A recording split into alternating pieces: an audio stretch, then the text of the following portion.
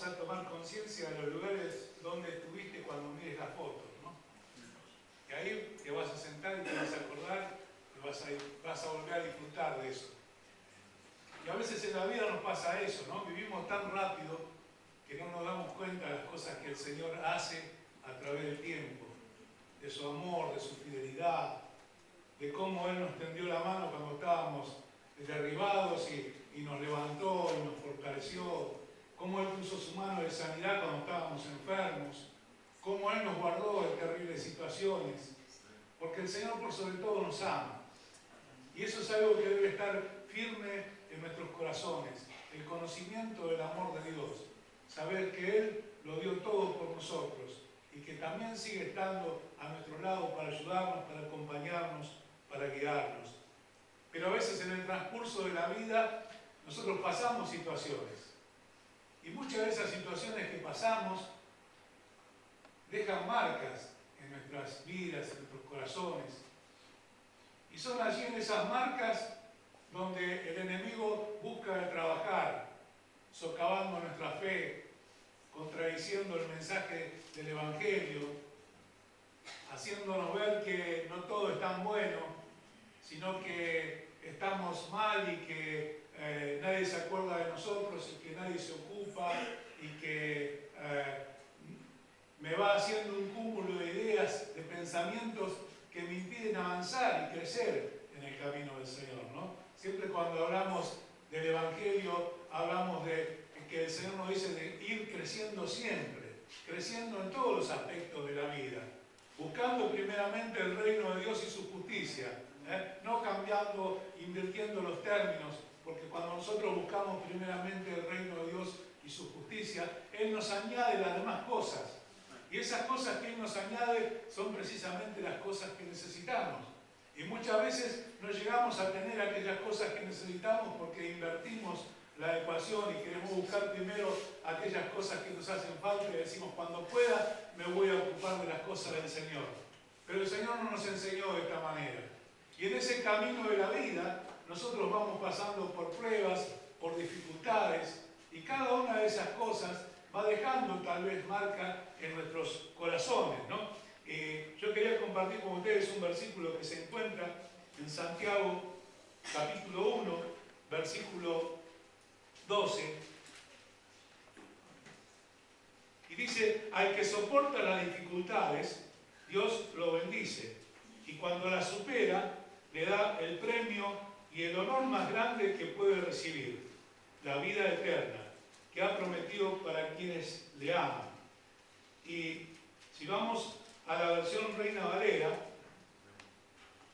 dice la palabra allí, bienaventurado el varón que soporta la tentación, porque cuando haya resistido la prueba, recibirá la corona de vida que Dios ha prometido a los que le aman. Entonces quiere decir que inexorablemente en algún momento de la vida yo voy a pasar por pruebas, porque las pruebas van a ir determinando mi crecimiento en el camino del Señor. Todos sabemos que desde que vamos a primer grado en la escuela siempre tenemos evaluaciones que nos van conduciendo a ese objetivo que la escuela quiere tener, que tiene para nosotros. ¿Sí? Llegar a cumplir objetivos, llegar a terminar ciclos de estudio para que podamos ir creciendo cada día en aquello que tenemos que lograr.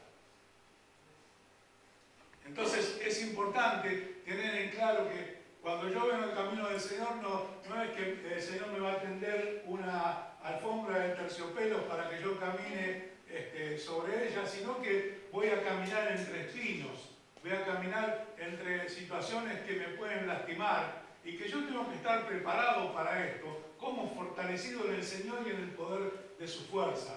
Porque aún aquellas cosas que nosotros dejamos pendientes en la vida, y como decimos ya pasó y ahí quedó, en algún momento el enemigo va a ir ahí a ese punto a trabajar en nosotros para debilitarnos, para debilitar nuestra fe. Y sabemos que el arma que el Señor nos dio es la fe en Él. Si no creemos en el Señor va a ser difícil que podamos conseguir algo. Si no creemos en el Señor va a ser difícil que podamos ser victoriosos.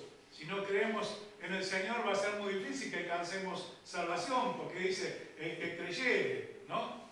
Y fuere bautizado será salvo. Pero primero cree y después se bautiza.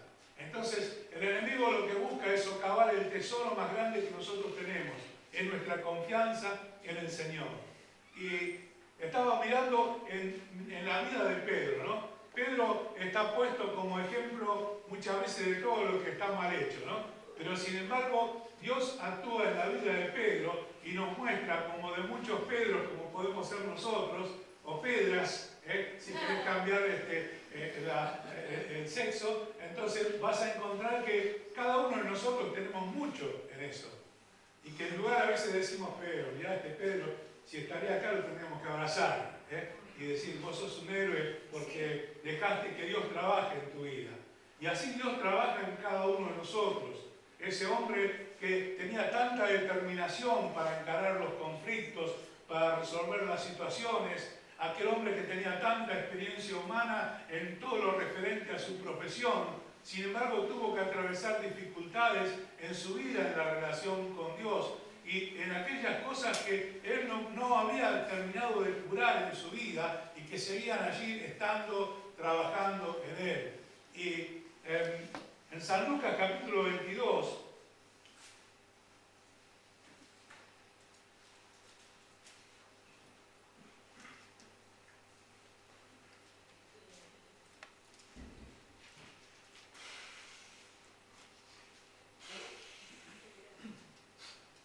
vamos a encontrar que en el versículo 31, Jesús habla con Pedro, con Simón.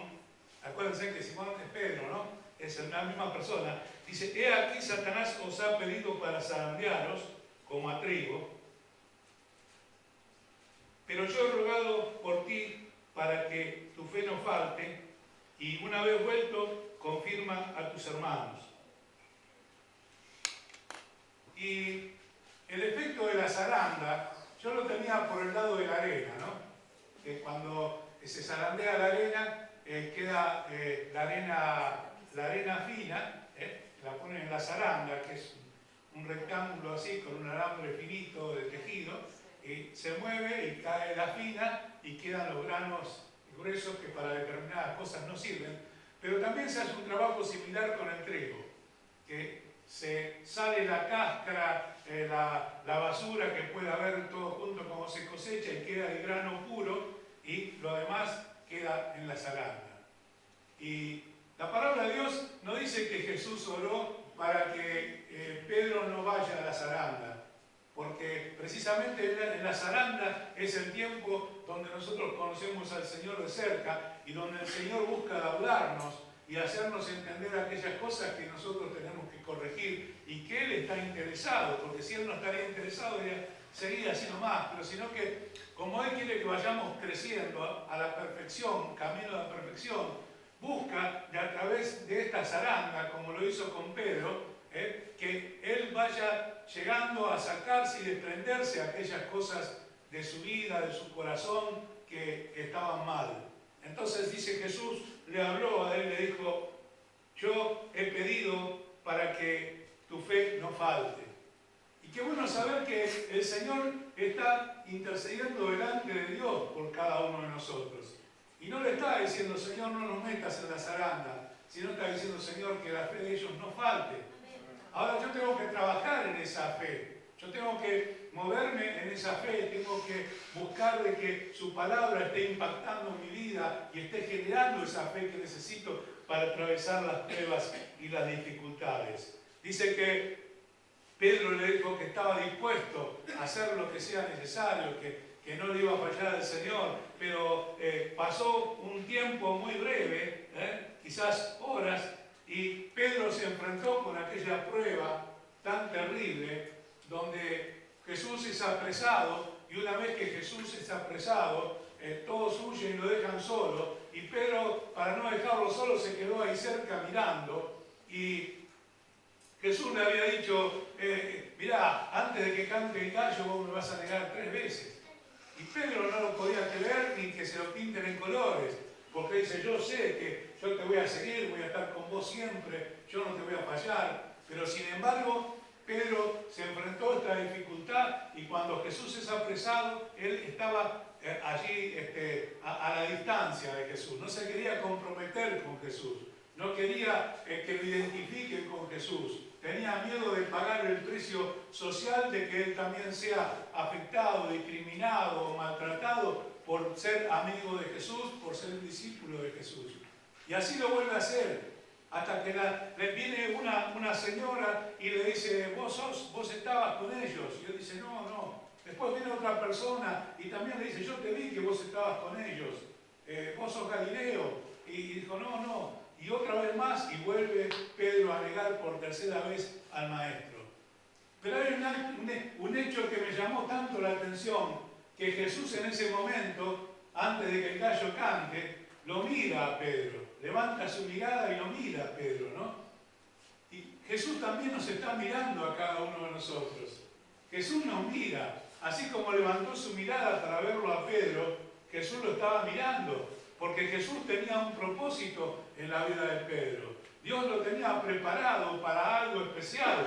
Había una tarea importante. Nosotros estamos mirando el libro de Hechos, estudiando el libro de Hechos, y vas a ver que Pedro tiene un gran protagonismo en los primeros pasos en la iglesia. Cómo trabaja, cómo predica, las cosas que Dios hace en su vida. ¿Por qué? Porque Dios lo transformó. Pero si Pedro no pasaba por esas circunstancias que tuvo que pasar, seguramente que el propósito de Dios no iba a poder ser cumplido. Pero Pedro pasó por estas circunstancias. Y dice la palabra que cuando Jesús lo ve a Pedro, lloró amargamente, ¿no? Lloró amargamente. Y este lloró amargamente muestra su actitud de arrepentimiento. Y tuvo una decisión importante, porque yo creo que Jesús en ese momento, él ya sabía que Pedro lo amaba, aunque le había fallado. Y nosotros amamos a Jesús, pero a veces podemos fallar. Pero Jesús nos sigue mirando, y Jesús nos sigue amando, y Jesús está buscando de fortalecernos para que nosotros podamos atravesar la zaranda y estar firmes en el Señor. Pero después lo vamos a ver allí cuando Jesús se aparece a los discípulos en la playa, ¿no? Pero Pedro tenía algo personal, ¿no? Podemos inferirlo con Juan. Porque Juan era el discípulo amado, ¿no? De Jesús. Juan era el que se recostaba en el pecho de Jesús. Era muy cercano a Jesús, a diferencia de todo el resto. Y a Pedro no le caía bien esta situación, porque él estaba celoso. Porque él decía, ¿por qué él sí y yo no? Pedro se cuestionaba esas cosas.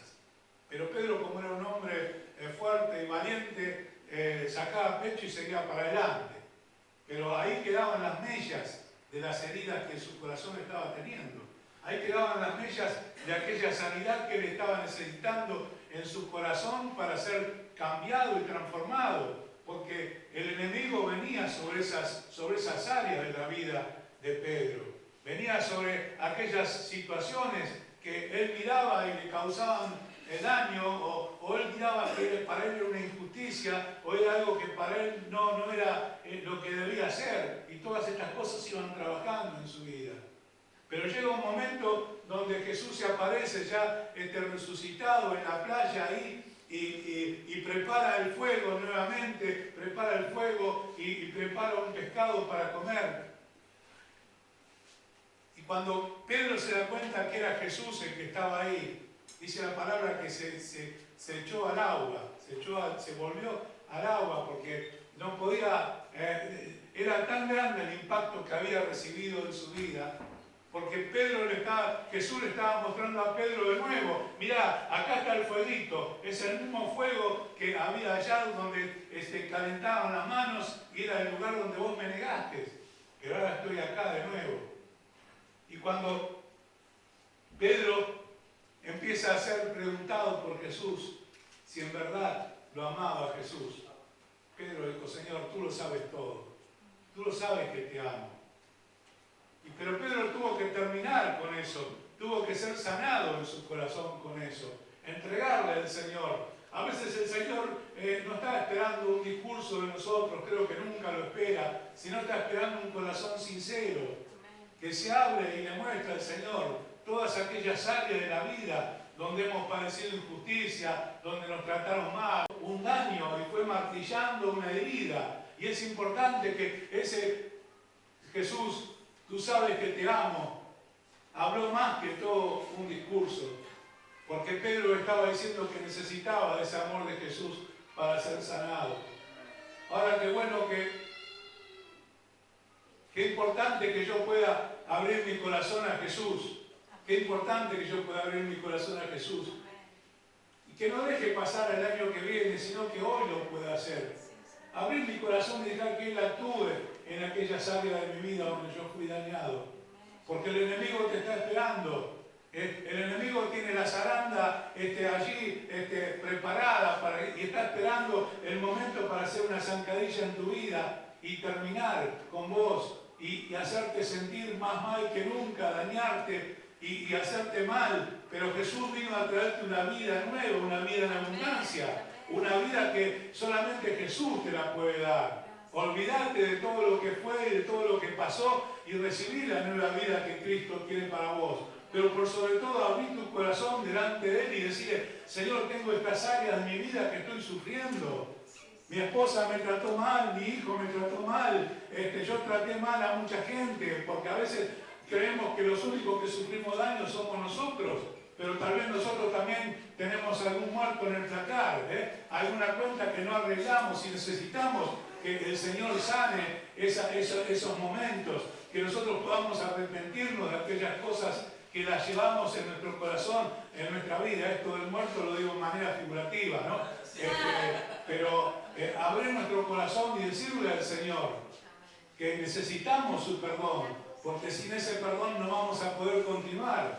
Vamos a seguir estando en la zaranda y no vamos a lograr nada. Pero si nosotros abrimos nuestro corazón a Él y le decimos que necesitamos de su amor, de su gracia, de su perdón, de su abrazo, si nosotros le decimos: Señor, mirá estas áreas de mi vida que están dañadas, aquellos abusos que sufrí, aquella maldad que padecí, aquellas cosas que dijeron de mí y aquellas cosas que me dañaron, Señor, hoy yo quiero ser sano. Hoy es el día de sanidad. Hoy es el día donde el Señor quiere restaurar tu vida y que vos te puedas levantar en victoria en el nombre de Jesús y comenzar a vivir la vida abundante que Él ganó para vos en la cruz del Calvario. No es una vida chiquita, Él ganó una vida abundante. Él no fue a la cruz para algo pequeño, sino para hacer una obra grande, la obra más grande de cambiar nuestra vida, nuestro corazón y ser sanos por el poder de su amor, por el poder de su amor. Solamente su amor tiene la capacidad para perdonarnos,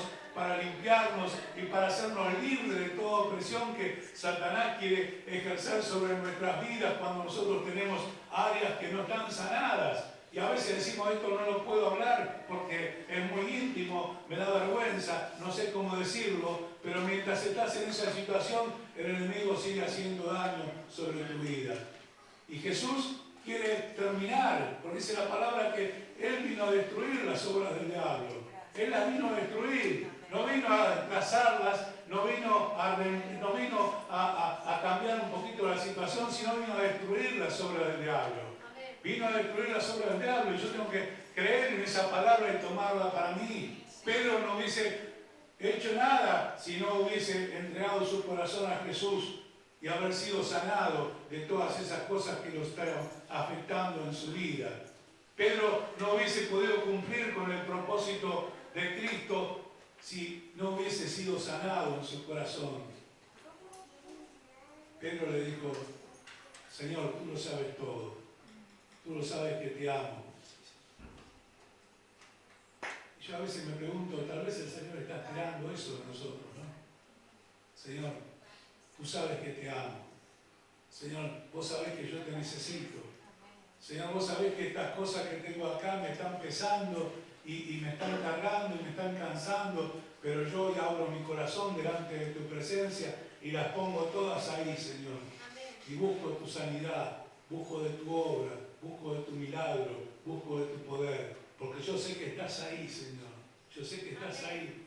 Yo sé que vos estás orando por mí para que mi fe no falte, como lo hiciste con Pedro. Y Y el Señor sigue siendo el mismo. Y las cosas que están escritas aquí en la palabra de Dios son para nosotros. Cosas que nos están causando daño y no nos dejan crecer en la vida, no nos dejan crecer en el camino del Señor. Y muchas veces esas cosas que como las hablamos a veces están tan arraigadas que nos permiten alegrarnos, nos permiten estar contentos, nos impiden estar contentos, porque se van haciendo una raíz de amargura y de tristeza que lo único que hace es entristecerme y enfermarme y dañarme, porque Él vino a robar, a matar y a destruir. Y Él sigue haciendo eso. Pero en esta mañana la buena noticia es que Jesús vino a destruir las obras del diablo. Yo te invito a ponerte de pie.